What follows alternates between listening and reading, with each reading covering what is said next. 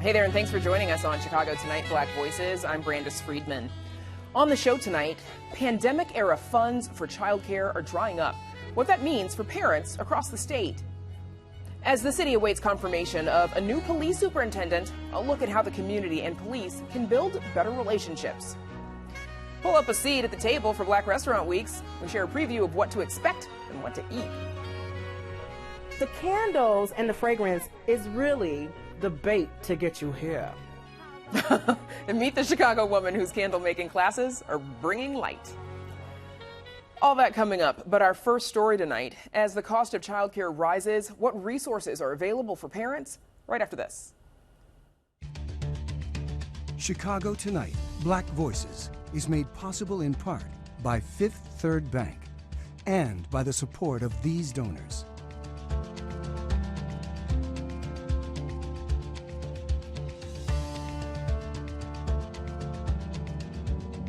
At Fifth Third, we believe when diverse voices are heard and empowered, communities are made stronger, lives are made better, and the future holds greater promise for all. That's why we're proud to support Chicago Tonight Black Voices. Together, we can make a difference. Together, we can drive change.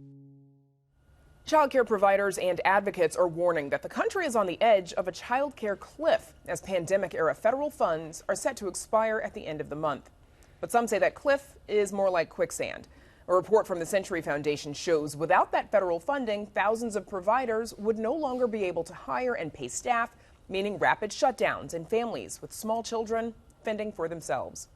Joining us to talk about how this could impact parents and providers locally are LaTanya Mitchell, a home child care provider based on the South Side, Atina Danner, Associate Director of Learning and Facility with the Erickson Institute, Lisa Russell, West Side delegate with the nonprofit Community Organizing and Family Issues. She's also a grandmother of 3 children between the ages of 3 and 6 who helps her daughter with childcare. And Shauna Ejay, Senior Vice President of Programs for Illinois Action for Children. Everyone, thank you for joining us. So, an estimated 128,200 kids in Illinois alone could lose childcare, according to the study from the Century Foundation. 2,800 childcare programs are estimated to close. LaTanya Mitchell, what impact might this have on your business? This can have a great impact on my business. Right now, the crisis it's really bad. Although they did send us money during the pandemic, and to take it away would just be devastating. A lot of us, including myself, can close our doors, and if we close our doors, then where would the children go? Where would the children be? How did that pandemic era funding, how did it help you, hire staff and pay them a better wage? Well, or did it? It helped a little bit. It didn't really help to pay a better wage because it wasn't enough to for us to pay them a livable wage. Most providers, especially in the home child care provider, we're not making that much. We only make about $15,000 a year. And when we have to pay staff, because I'm in the city of Chicago, $15 an hour. It doesn't cover all the needs. No. Atina, is this projected loss? Is this surprising for you at all? Not at all. Not at all. They talk about a child care cliff. We're already dangling off the edge of that cliff. Like, we're already in a crisis mode. There are recent reports from Birth to 5 Illinois letting us know how we're doing with childcare across the state and all the regions. And the continued refrain that we hear is not enough money, not enough staff, not enough facilities, not enough transportation. So there's a great need for this, and it's been known about for quite some time. Shauna, how do you think this will impact Black families in particular in Illinois? I think for Black families, many of our low-income families in particular work non-traditional hours. They may work 2 jobs, etc. And we know that childcare serves as the backbone of the entire workforce nationally.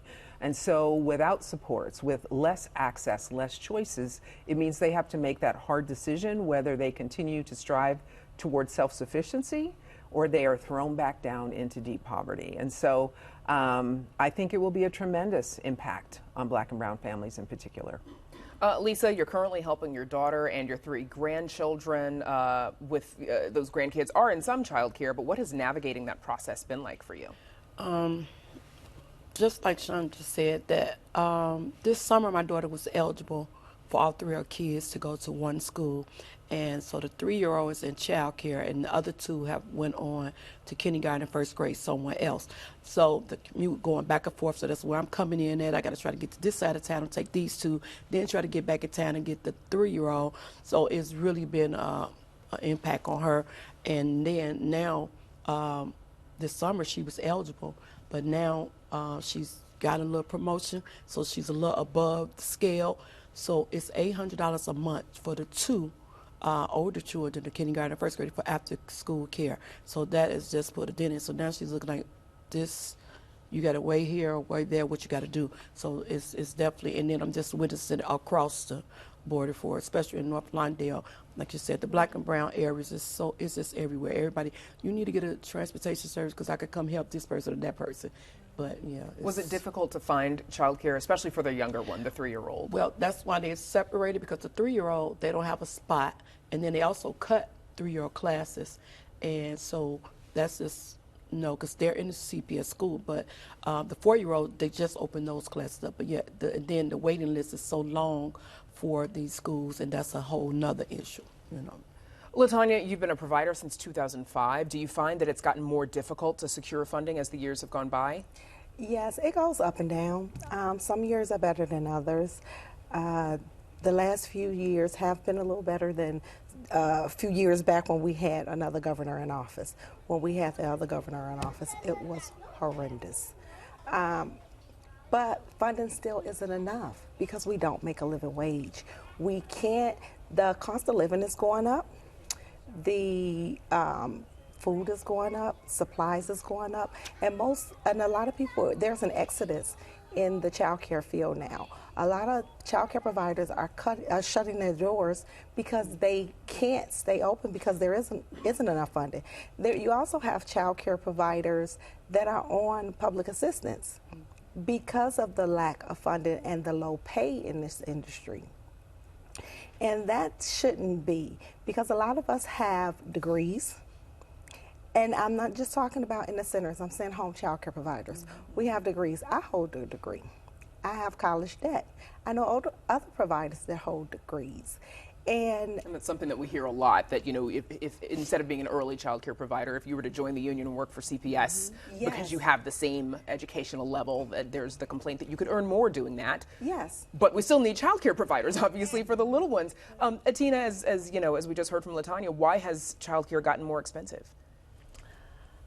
Well, I think largely because cost of living continues to go up and the funding is not matching that cost of living increase. And so we have this situation where there's a constant demand of something that is absolutely needed. Childcare is the workforce behind the workforce. And so that lack of parity with the cost of living changes, COVID was devastating and really created chaos for people's personal finances in their homes, business lost, jobs lost, and so it's a domino effect of all the reasons why things cost more, and yet we still have less and less. And ironically, Governor Pritzker has funded childcare in ways that have not been funded before. It's honestly unprecedented, and so we thank the governor's office for that funding, and still there's so much more needed, and that tells you how dire the situation was to begin with, because this loss of federal funds, while it will absolutely be devastating, we were in trouble before that.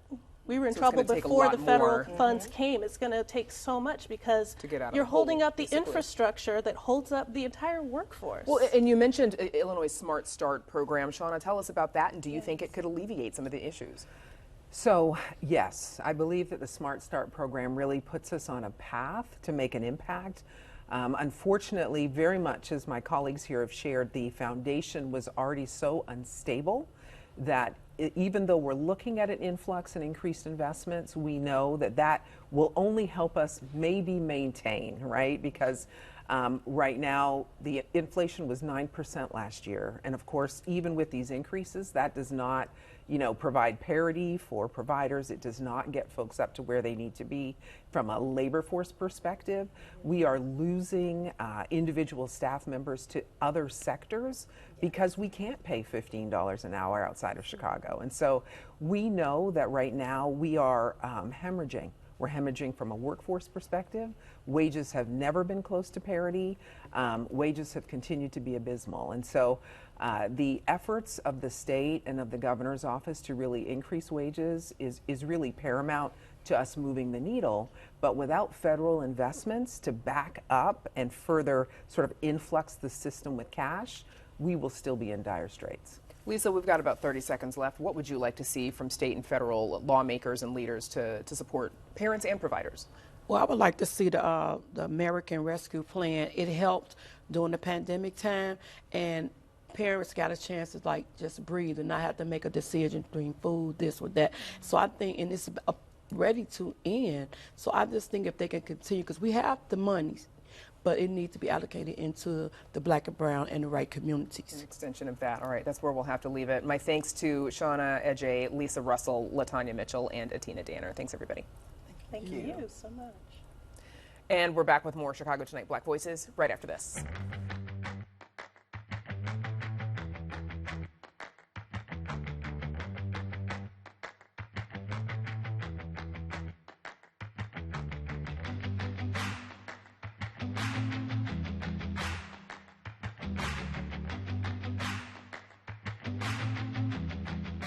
Earlier this week, Mayor Johnson's pick to lead the Chicago Police Department faced his first public test.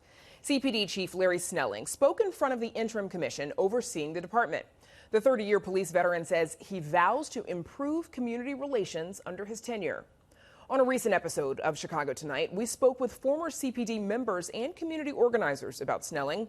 Those guests included Andre Zayas, a retired Chicago police sergeant, Baltazar Enriquez, president of the Little Village Community Council, Carrie Steiner, a former Chicago police officer turned psychologist and owner of the First Responder Wellness Center, and Reverend Waltrina Middleton, executive director of the Community Renewal Society.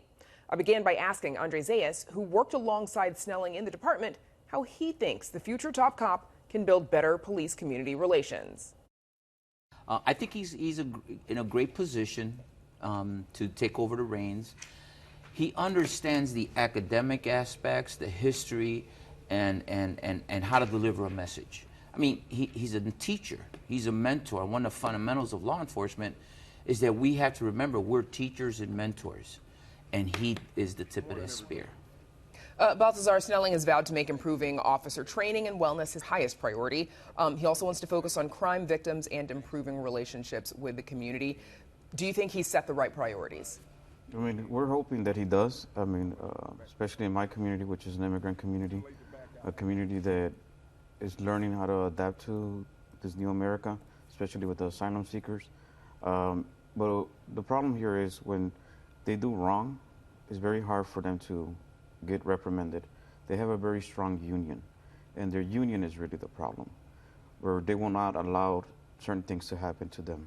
And that's really the problem, that when there's a crime committed by a police officer, it should be prosecuted. It should not only be prosecuted because they're also disrespecting their uniform and the power that we gave them as a community to withhold the law. So that's really the problem. Are we just doing this as a show to act like there is going to be a relationship between the community, or are we really going to work with grassroots organizations? Let's go door knocking, let's meet the community, let's have like the DCO officers that are easily to contact and are finding solutions to our little issues. And then we begin trusting each other. And now that we trust each other, I could then tell you, hey, I know who shot that person. Hey, I know how to resolve the crime, because there is that relationship. But right now, we can't even trust our own police department in our district. Reverend Middleton, we now have the Community Commission for Public Safety and Accountability, as we mentioned, the body that is helping to be a community voice in policing. Do you think that this is enough to improve community relations? It's certainly a beginning, and I echo the sentiments shared. I think one of the concerns that I had for the new superintendent, in the comments that was made, speaking to officers can't serve without people trusting or loving them, or caring about them. And for me, I think the big concern is being able to have officers that understand the critical need for them to lead in their work with love and respect and care for their community. Instead of making the officers victims, understand that there are communities that have been victimized and that have been harmed and traumatized by police brutality. Carrie Steiner, give us a sense of the stress that police officers feel every day when carrying out their jobs. I think that officers have a lot of stress because they're constantly being looked at. They have body cameras. People are going to watch them. People are using their cell phones to watch them. And everybody has their opinion of what should happen, despite not necessarily knowing all of the context of the situation or the law. And so it's very hard to be an officer in these days. And I think one thing to remind everybody is that Chicago police officers are part of the community. They live in Chicago and they are part of it. And being a former Chicago police officer myself, the majority of the officers want to have a good relationship with people and want to protect and serve. But unfortunately, there's sometimes that, again, community relations do go down. But this is another thing that you have to think about is officer wellness. Because if an officer is not taking care of their own emotional health, they're not going to be able to treat other people with respect because they're not even treating themselves with respect. So if you have an officer that's working a 12-hour shift and is working 18 days in a row, that is not going to be good for a human, much less than an officer who has to make life or death decisions. So we really have to look at this holistically and not put expectations on police officers that are outside of what we would expect for any other human being. Andre, we a minute ago heard Baltazar reference the union and the impact of the union on being able to implement reform. Obviously, you retired as a sergeant, which I believe is a different union from that of the rank and file. But what's your response to sort of the impact of the union and the impact that it can have on community policing and relationships? Well, we recognize that historically that there has been problems, and we have addressed those, and we continue to address those issues. As Mr. Baltazar mentioned, it seems like there's no intervention. And I've been in the world of the intervention. I've been in the world of the mental health component. Reverend, when you have an officer who's under so much stress, who has worked 14, 24 hours, I mean, that's kind of extreme, but there are those cases, having their weekends constantly cut off. I would want the community to come out and say, stop, we can't overdo this, because these officers are now coming into the neighborhoods exhausted, tired. Everything is going awry. Cognitively, it becomes an issue. It would behoove the community leaders to go to the police hierarchy and say, what are we doing for our officers? And it seems like everyone has forgotten what we see and what we go through when we go to those calls. And we live, like Dr. Steiner says, we live in the community. I'm sure you have relatives who are members of the police department. We all do. We all have a cousin. And we sit back and we talk. And I think that's what we need to do, is just continue to have an open dialogue. Baltazar, what do you think the next superintendent, the superintendent designate, could do to help build that trust between residents and the community and police officers in a few seconds? So, I mean, basically, it's very simple. We have done recruitment days in our office. We have recruited about 101 officers in 2017.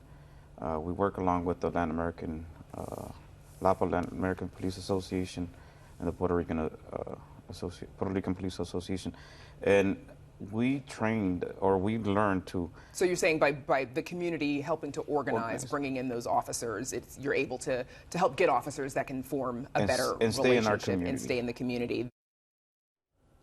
And that's a conversation that first aired on Chicago Tonight with former CPD members and community organizers on their thoughts and wishes for future top cop Larry Snelling. You can find the full interview on our website. Over the past 3 years, the COVID pandemic has disrupted every facet of our lives and even left some of us feeling disconnected from the people we care about most. The pandemic also changed Chicagoan Ogi Merzir Emiabada's business plans. But then it sparked a new idea. At her studio, she's using candle classes to help couples create deeper connections. Erica Gunderson shed some light on this love story. I'm a lover of love, so I believe in love. Welcome to our 7 o'clock couples candle making class. So glad to have you here. In a cozy North Park studio, 4 couples are learning how to make custom scented candles. Or at least, that's what they think they're there for. They're the sweetest one. You can tell they're engaged. The candles and the fragrance is really the bait to get you here. At the end of the day, it's really about bringing people closer together. My friend probably sees you in her dreams all the time because she wanted to call you Pumpkin. We always say make candles, make magic. When I see the magic happen in the studio, that's what gives me the energy to keep going. This romantic bait and switch is the brainchild of Oji Merzira Emiabada, owner of Above Average Candle Studio. I'm a lifelong Chicagoan, and I grew up on the West Side. I have to say that, or else everybody from the West Side will come like, I have to let you know. And togetherness and family, I think that is a very Chicago thing. Said you are the sunshine of their lives. I really wanted to do something that was going to bring people closer together. Originally, Merzir Emiabada planned to open a doggy daycare in the garden level space, but that idea was quickly snuffed out. Once we got our license from the city, it was March of 2020. And of course, you know what happened then. So she pivoted to teaching themed candle workshops for friends, family, and couples as a crafty activity. Initially, I just thought I'll give them some activities to do in between the science of making the candle. It'll be fun, they'll laugh, and that'll be it. But Merzir Emiabada says as she saw how intimate creating candles together could be, she shaped a workshop that lights the flame of deeper connection. My passion is definitely about that, about bringing people close together. What's been so great about the last 11 years with this one right here? What are some of the attributes that you admire about her, that you really like about her? And she says it's an approach that has her feeling the love, too. People say it's the best date night they ever had. I never knew my wife felt that way about me. Then I realized that it really is way more than just making candles. And that right there makes me say, yeah, you gotta keep doing this. We have no choice but to put love in the world. We need it. We need it. For Chicago Tonight, Black Voices, this is Erica Gunderson. Above Average will be opening a second location in the Old Irving Park neighborhood next month. You'll find more details on our website. The National Black Restaurant Week campaign returns to Chicago with 2 full weeks of specials and events at 35 Black-owned eateries. The organizers say it's a delicious opportunity for everyone to discover new flavors and revisit favorites across the city. Midwest Black Restaurant Week is being hosted Sunday, September 10th through Sunday, September 24th. So it's 2 full weeks of specials throughout the Chicago area. And essentially, we are a brand awareness platform for Black-owned culinary businesses across the nation. We have a really great list of participating in Chicago this year. As we mentioned, it celebrates African, African-American, and Caribbean restaurants, and we do have all types included. Everything from 14 Parish, which is like a great Caribbean rum bar. We also have an Ethiopian restaurant participating this year. Frontier is doing some things. We're actually hosting a happy hour at Ina May on Tuesday, but everything from barbecue, vegan restaurants. I mean, that's the beauty of the campaign. I think, whatever your taste buds are, you can find a restaurant that's participating. This campaign is only as strong as the community support, as are local businesses. When you really think about what local businesses bring to the community, they hire first within the community. Usually when something goes down, they're the first to give back, through donating food, helping first responders. So, this is really our time of the year to kind of give back to them, just to let them know that we support them, that we're here for them. I know that a lot of businesses are still recovering, so to speak, from the pandemic. When you really look at inflation, a lot of them are still dealing with labor shortages. So this is really a great way to kind of pump some dollars into their budgets right before the start of the busy holiday season. Black Restaurant Week kicks off on Sunday, September 10th. You'll find more information on participating restaurants on our website. And that's our show for tonight. Be sure to check out our website, WTTW.com/news, for the very latest from WTTW News. Now, for all of us here at Chicago Tonight Black Voices, I'm Brandis Friedman. Have a good night.